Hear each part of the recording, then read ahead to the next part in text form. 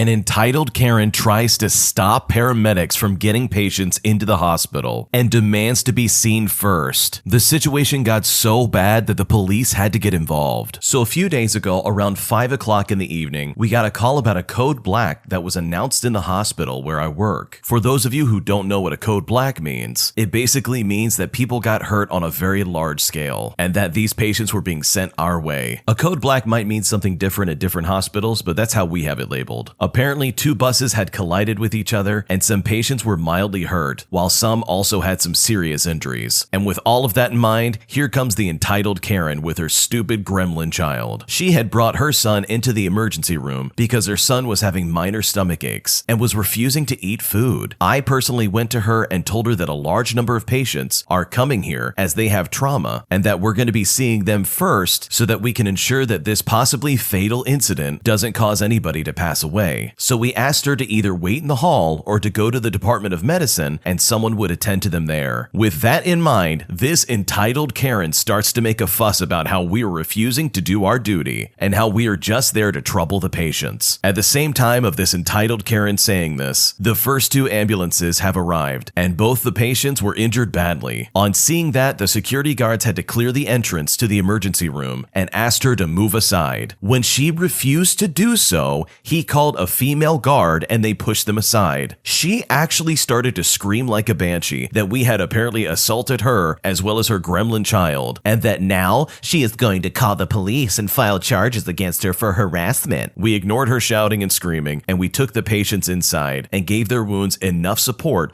to stop any kind of tragedy from happening. We were also prepping these patients so that they could be taken into surgery for the injuries that they had occurred. She came back into the ER with her stupid child, and of course, we were there. And let's just say that because these patients were injured, things were not as tidy on the ground as you would expect, if you know what I mean. And because things were so urgent and things weren't quite cleaned up like they would have been right away, this entitled Karen started to shout at us, saying that we are going to give them infections and make them sick because of how things look currently. We again had to ask the guards to escort her out of the building as the ambulances with less injured patients had to start coming in. We were tending to those patients when she tried to stop the entry of a patient who was not very injured but needed full examination. She said that this patient is fine and her precious baby needs treatment first. Remember, we had already told her to go to the other department, but she didn't want to walk the small distance to go over there and have her precious little child evaluated and treated. This time, she actually did call the police and tried to pester us again. One of my fellow doctors intervened and told the police exactly what's going on, telling them the entire scenario. They already knew that we were treating patients and that apparently the woman had told them that we were refusing to see any patients and that we were making them wait outside. After hearing just about enough, the policemen took this lady outside and gave her a nice earful, as well as delivering some strong words, as well as a hefty fine. This lady was banned from the hospital for 2 weeks. Later, we did treat her son, and it all turned out to be a sham. This kid didn't even have any stomach issues. The child was in fact just making a big fuss because he didn't get the food that he wanted that night for dinner. On the brighter side, all of the patients that had to come into the hospital were all completely treated, and today was the last day that we saw any of the patients involved in that accident. They are doing perfectly fine. Some people really have the audacity to be such idiots in scenarios of emergency for nothing but attention and drama. I'm honestly surprised that lady didn't go to jail for trying to obstruct people from getting into the hospital who actually had some kind of issues going on. I've heard and seen Karens be absolutely ridiculous in situations where it's like,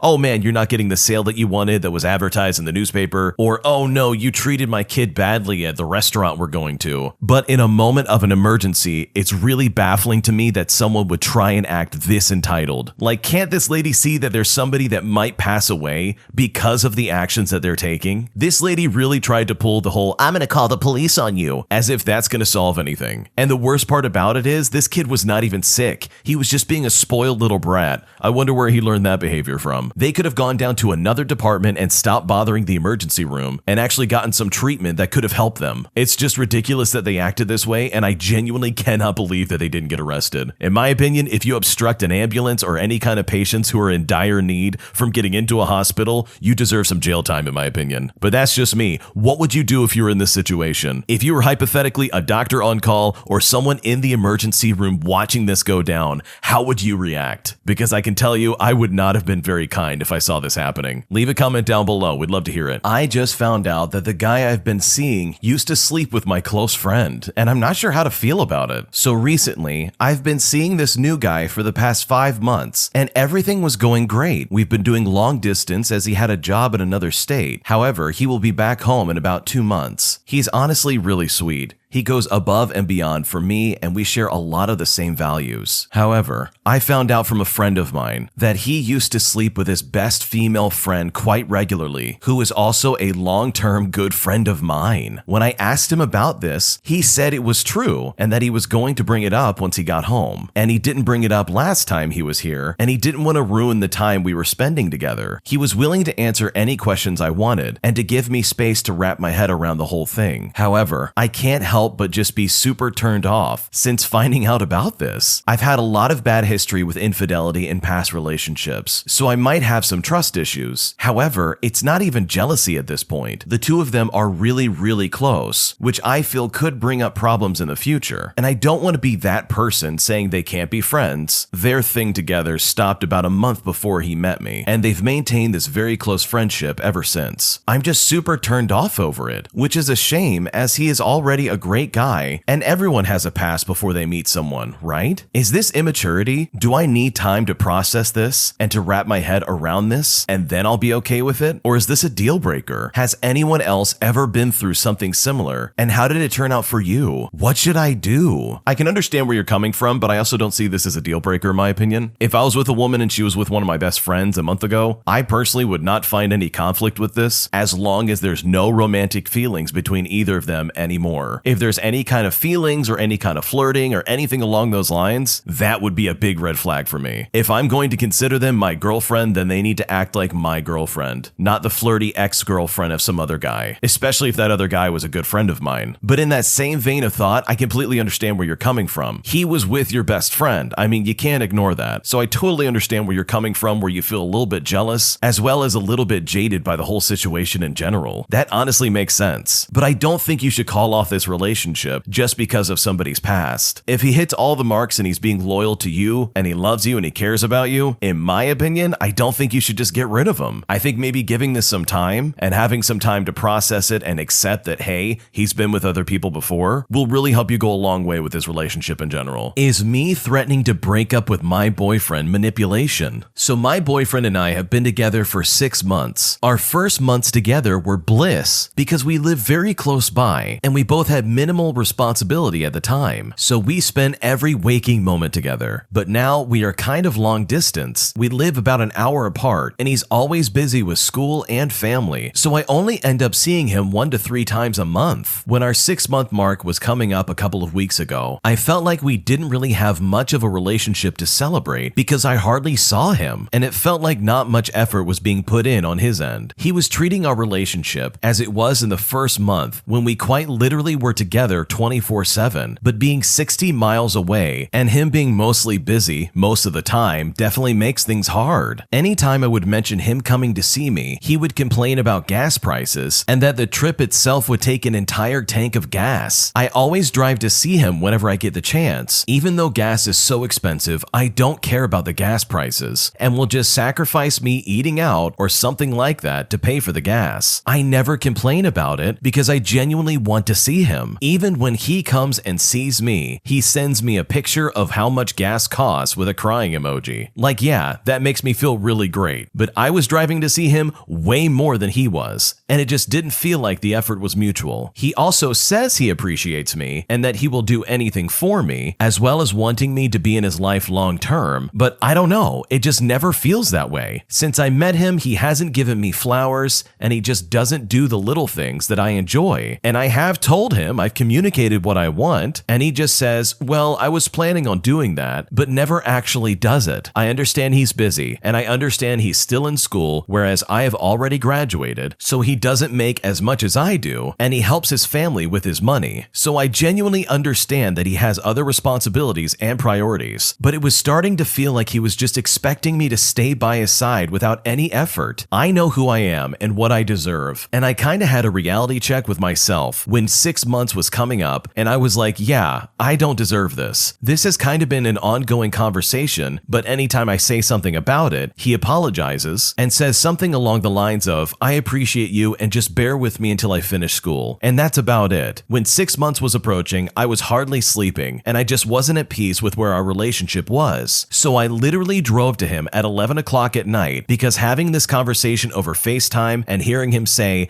I appreciate you, just bear with me, was really getting old. Why do we need to wait for him to finish school to have a good relationship? Why not do what we can now to build a solid foundation if we really are in this for the long run? Anyways, he recognized and understood that ever since we moved away from each other and he started his new semester, as well as a new job, he hasn't been putting in a lot of effort, and he apologized and said he didn't realize how much this was actually bothering me. In this conversation, I told him I truly do want to be with him, but the way he's treating our relationship makes me question a lot of things. And well, I don't know if I can keep doing this. I told him if you were anybody else, I would have broken up with you by now. I would have broken up with him that night, but I really do care about him, unlike anybody I've ever met, and I want to give him the chance. I told him if our relationship is the same by our 1 year mark, then I don't think I'll stay, and I stand by that. Ultimately, we worked things out. On our 6-month day, which was a couple's day after that conversation, he drove to me with a big bouquet of roses, with the number 6 written in different colored roses, as well as a huge stuffed bear, some balloons, and some sentimental gifts. Overall, this has really just been bothering me. But was me saying I'll break up with him manipulation? I read up a lot on domestic abuse, as well as emotional and verbal and physical abuse, partner manipulation, you name it. So I can be educated on that, and I do all that I can to have a healthy relationship. My intentions with him were to communicate to him that even though I love him and want to be with him, I am not scared to break up with him. I love myself too much to have my peace and sleep interrupted by a man when I could just be single and peaceful. I'm not sure what to do, and I really hope I didn't make a mistake here. I don't totally see it as manipulation. I think it would be more manipulation if you used it as a tactic to get what you want. Like if you were using the fact that you're going to break up with him as some kind of weapon to get him to do what you want, then yeah, in my opinion, that's 100% manipulation. But in this instance, it seems like you were just super honest with your boyfriend. You told him straight up, hey, I don't like where we're going. I feel like you're not putting in the effort, and I really don't see myself having a future with you. I just don't see that kind of honest conversation as a form of manipulation. It sounds like you're trying to do everything right. You're communicating with your boyfriend. You're trying to have a solid relationship, even though you live about an hour apart, and he's just not stepping up to the plate. But even better than that, it looks like you both worked it out, and that conversation made a big impact on him. I don't think it was a bad thing for you to speak honestly and openly with your boyfriend and explain to him like, hey, we need to fix this. Because it worked. You fixed the situation, and it looks like you guys are on a good path now. So in my opinion, I don't see this as manipulation. I don't think you had any ill intent in mind. I think honestly, you just wanted what was best for you as well as your relationship as a whole. And the fact that this all worked out and that things are going well right now is more than enough evidence for you to hold on to that you did the right thing and you're both working towards a common goal, which is exactly what you want in a healthy relationship. My girlfriend has gone overboard with all of these rules for our home, and it is absolutely driving me crazy. My girlfriend and I have been together for 3 years. She is the best thing that ever happened to me, and I plan on marrying her. Lately, however, her rules, I'll call them rules, but they are more like obsessions, are driving me crazy. I know she is meticulous, and I know she is very particular, and I know she's a perfectionist, but I'm honestly starting to think that she has some kind of underlying OCD or something. Our house always has to be pristine and everything has to be in its right place. But when I get off from work, I just want to relax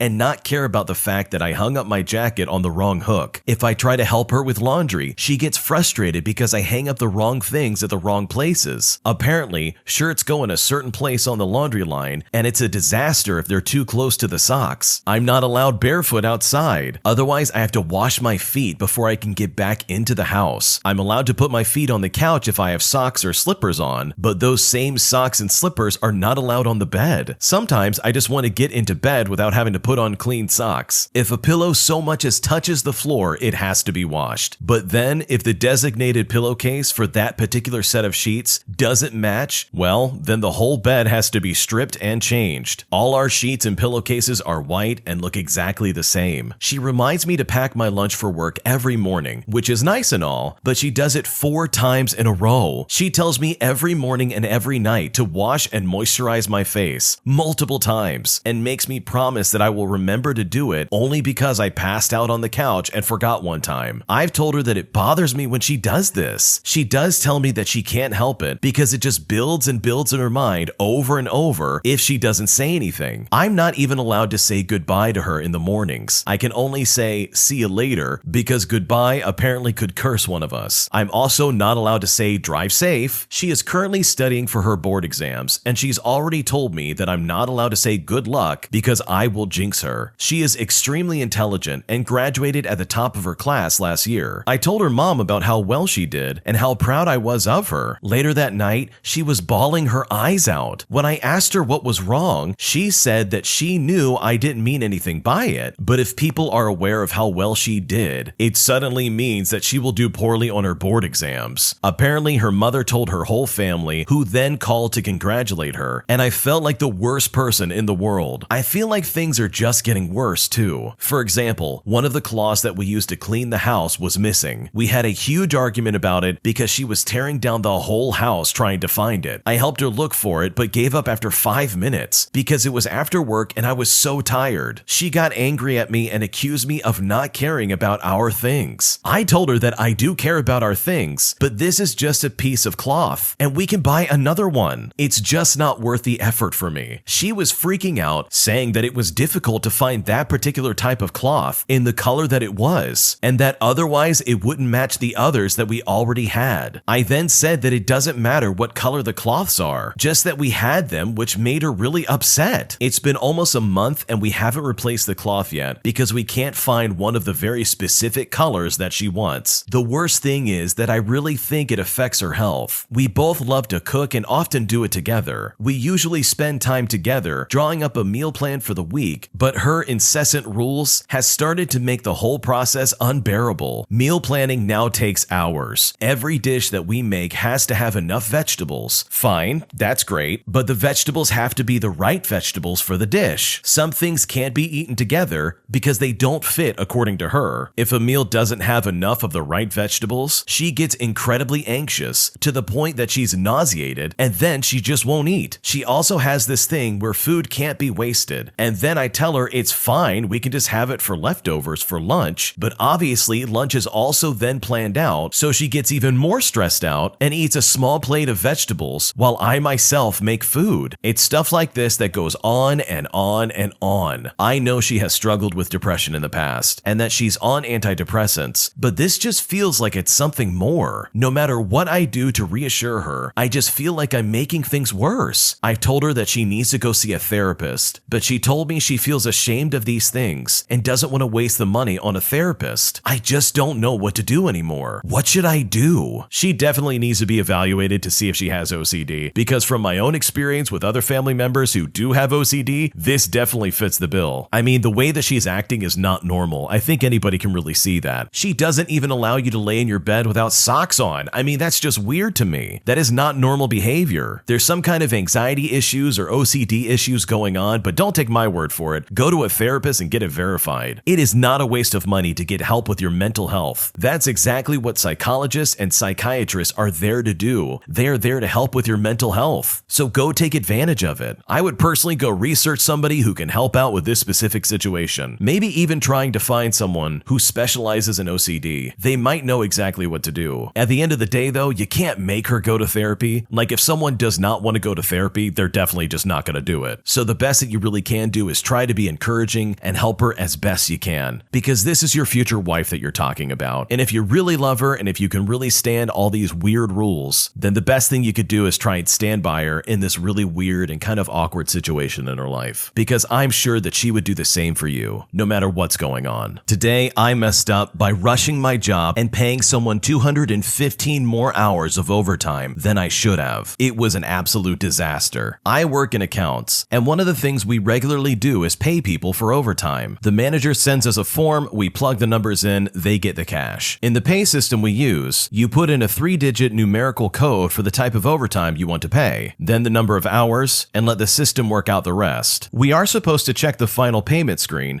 to make sure everything adds up correctly, but if we are in a rush, we often leave that step out to save some time. I mean, come on, what's the worst that could happen? One day, I'm working through a mountain of requests, and I haven't slept terribly well. I open an email for 3 hours of overtime. I plug in the proper code and put in 3 hours of overtime, and move on without checking as it's almost payday and tasks are coming thick and fast. That was a couple of weeks ago. Today, I get a call from a manager who was doing an audit asking why their unit's overtime bill was so large last pay. I look into it and I find it's all coming from one employee. I open their pay record, preparing explicitives about whichever idiot on my team entered the data badly, only to see my name next to the entry, which has the code 215, you know, the one I put in earlier, under the hours section. In my sleepy overconfidence, I had entered the code in both boxes and accidentally paid someone 215 hours of overtime instead of 3. The total cost for that mess up? A little bit over $15,000. And this was for someone who was normally paid about $900 a week after taxes. Normally, we have a couple of fail-safes. I should have checked myself, and one of the IT guys usually scans for any strange figures, but he was off sick that day, and I was, well, messing up. So now it's a mess, and we have to try and figure out how to get all that cash back. Yeah, that's a big mess up on your end, but somebody definitely got a good payday out of it. I'm not sure if they're able to keep that money. It'd be really funny if they could, but I highly doubt if that money is still available. If I was an employee and I had gotten a $15,000 raise suddenly, you better believe I would have spent that already. No, all jokes aside, hopefully this all works out, and hopefully nobody loses their job over this, because this is definitely losing your job kind of territory, and I would hate to see that happen. Thanks for watching. When you subscribe, make sure to hit the bell to turn on notifications. To finish listening to all the stories, use the playlist at the top of the description, and the next time you live stream, use the Cream of the Crop music. Search Cream of the Stream on Spotify or whatever platform you use for copyright-free music to use for your next stream.